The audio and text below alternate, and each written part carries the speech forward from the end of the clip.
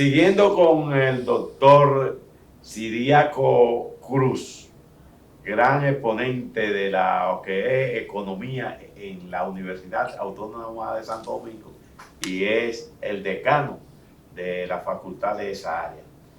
Nos gustaría saber su opinión, maestro, en torno a cómo usted ve que marcha en estos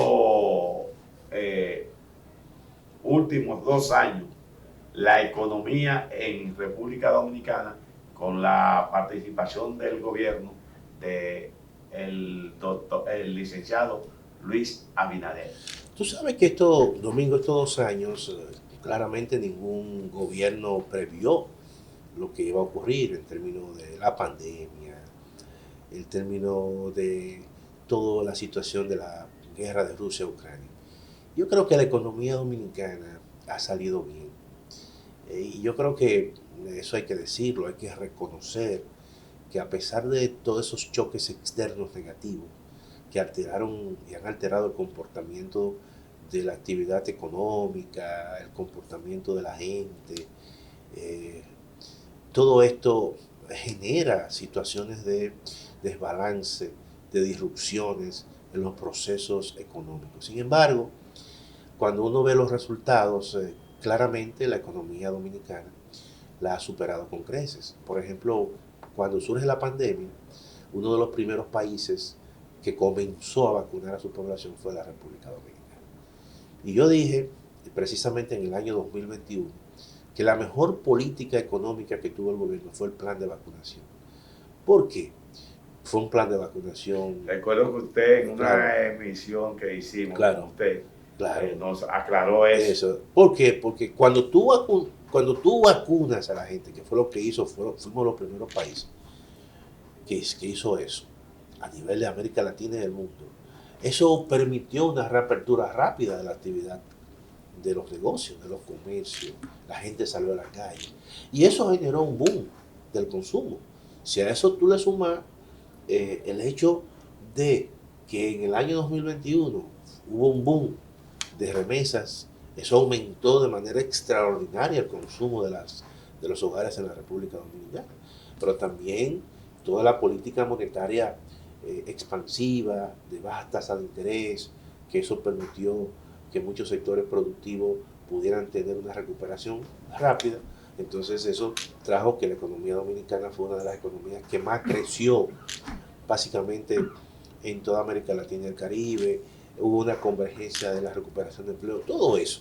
Claro, hay un tema que yo pienso que es quizá el gran riesgo que tiene el gobierno, que es el tema de la inflación.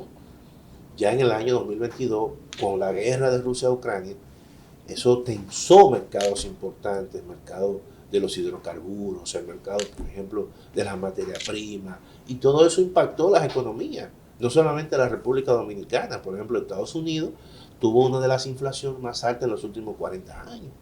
Llegó a 2 dígitos. Sí, entonces, en el caso, por ejemplo, de países como China, que tuvo un proceso de una caída en su crecimiento histórico.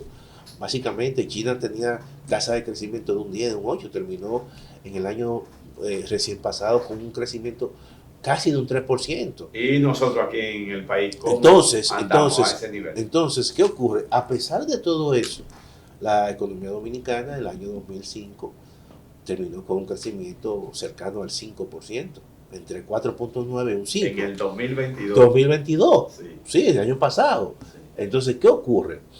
Que si tú comparas precisamente lo que ocurrió a nivel de América Latina, en el 2022, América Latina tuvo un crecimiento por debajo del 2%, entre un 2 y un 3. O sea, que la República Dominicana creció casi 2 veces el crecimiento de América Latina. Y eso te dice que a pesar de todo el tema inflacionario, a pesar de toda la situación, pero quedamos nosotros en un grupo exclusivo de países que tuvo el crecimiento de los crecimientos más altos en América Latina, encabezado, por ejemplo, por Guyanas, por un tema muy atípico.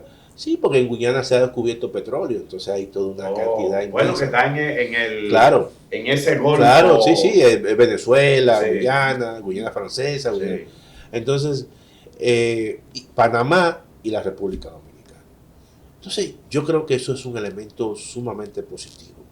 Y las proyecciones que hay para este año 2023 ¿Cómo usted la ve? ¿Cómo usted la ve? es que, no lo digo yo, los organismos internacionales plantean que la República Dominicana también, si sigue ese curso, va a terminar dentro de los países de mayor crecimiento en el año 2023, a pesar de que es un año con muchas situaciones que se van a dar. Por ejemplo, es un año donde, vamos a decir, un tercio de los países que componen el PIB mundial van a terminar con un crecimiento lento. El caso de Estados Unidos, el caso de la Unión Europea como bloque, el caso de China. Estamos hablando de los 3 bloques más grandes. Eso tiene un impacto en la economía.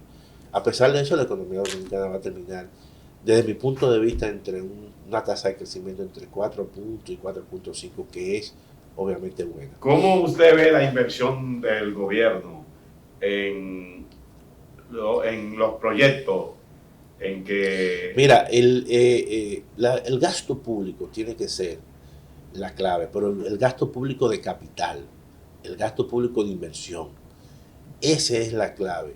El gobierno tiene, el año pasado fue un 11% de todo el gasto. Este año yo creo que tiene que por lo menos rondar un 14%. ¿Por qué? Porque es la clave para que la economía dominicana siga, desarrollo. Claro, y siga con ese crecimiento que ha tenido en los últimos años, porque al final, cuando tú gastas, por ejemplo, en infraestructura, que tú concluyes la avenida de circunvalación, por ejemplo, de Asua, la avenida de circunvalación, por ejemplo, de Baní, que tú concluyes el monorriel que se está haciendo en Santiago, que tú concluyes, por ejemplo, la segunda línea del metro, o que tú concluyas las inversiones que se están haciendo en Manzanillo. Todo eso aumenta la capacidad productiva de una nación, te incrementa la capacidad productiva. ¿Y qué significa eso? Que si tú usaste dinero prestado para eso, tú estás transformando un pasivo en un activo.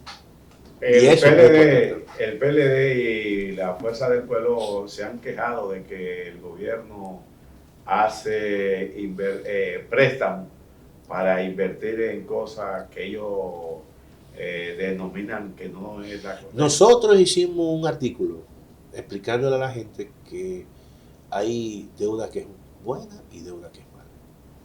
La deuda que es buena es aquella cuando tú tomas dinero prestado y lo inviertes en un activo, porque los activos, por ejemplo, tú tomas dinero prestado y lo inviertes en una casa, pero esa casa aumenta de valor. Entonces hay una ganancia de capital.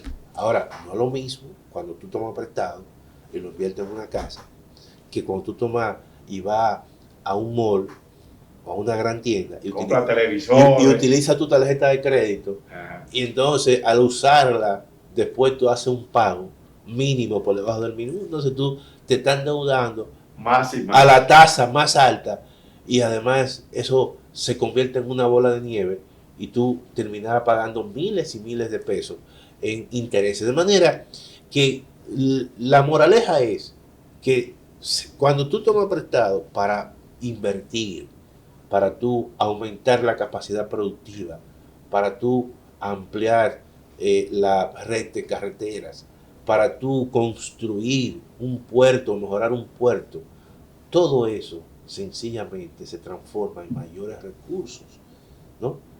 Y entonces ese activo se engrandece, y esa es la deuda buena.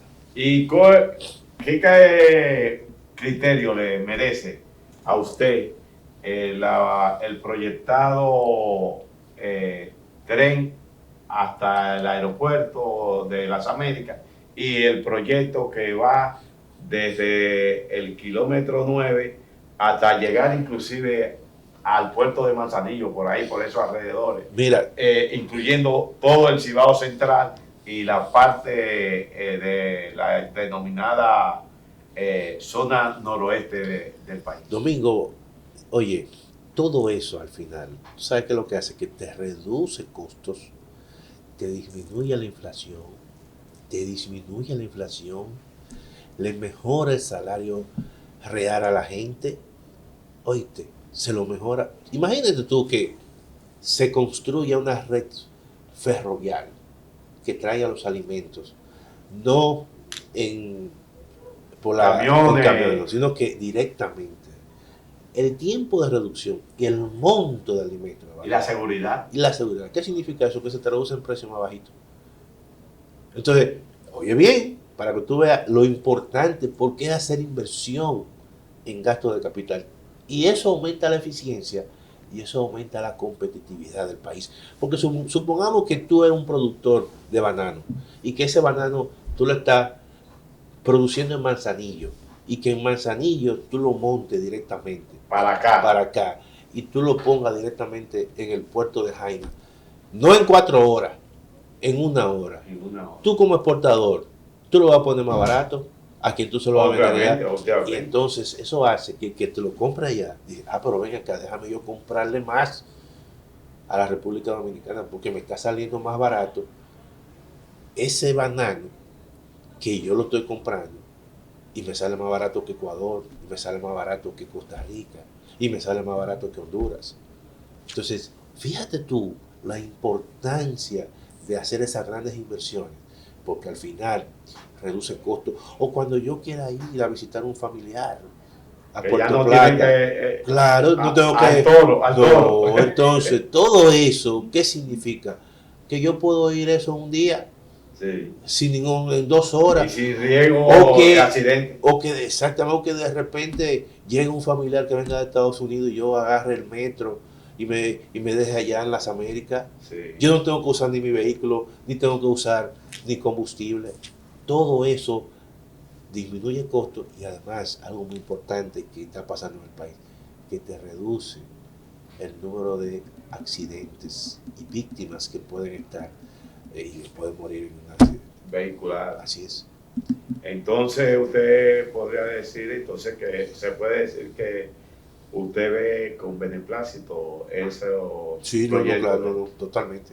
Y hablando ahora, aunque podría decirse que no es propiamente tan directamente tiene que ver con la economía en un sentido, pero en el otro sí.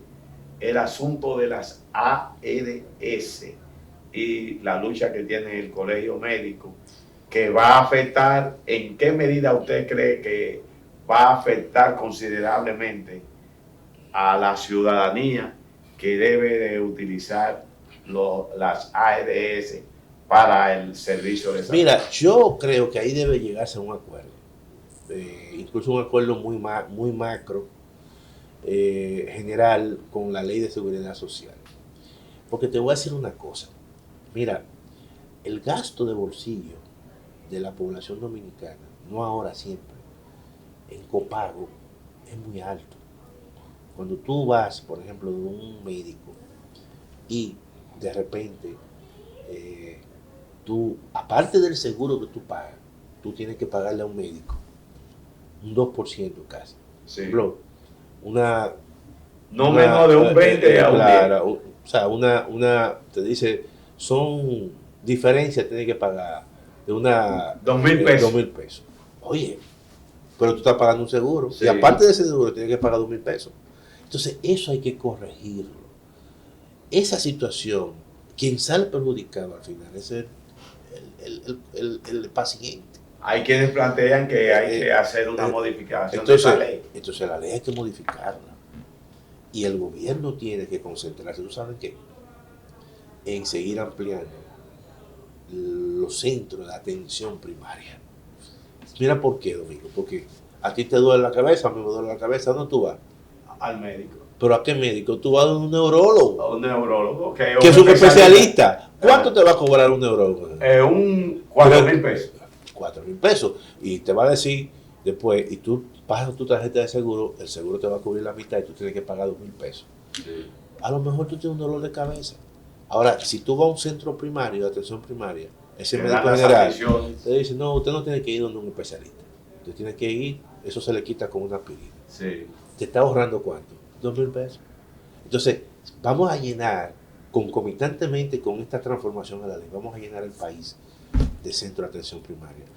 Porque los grandes países que tienen buenos sistemas de salud, en Europa y en América Latina, pero en Europa, tienen su centro de atención primaria. Tú no vas a un especialista si no te envía un médico general. Sí. Esa es la solución es el área primaria transformar esa ley. Bueno, maestro Antonio Siriaco Cruz, para nosotros ha sido un inmenso placer. El tiempo, el Dios Cronos, así es, interviene para que uno no pueda seguir disfrutando de las cátedras a las que usted nos tiene acostumbrado a todos los sectores de la comunicación. Domingo, en su conjunto. tú sabes que cuenta conmigo siempre.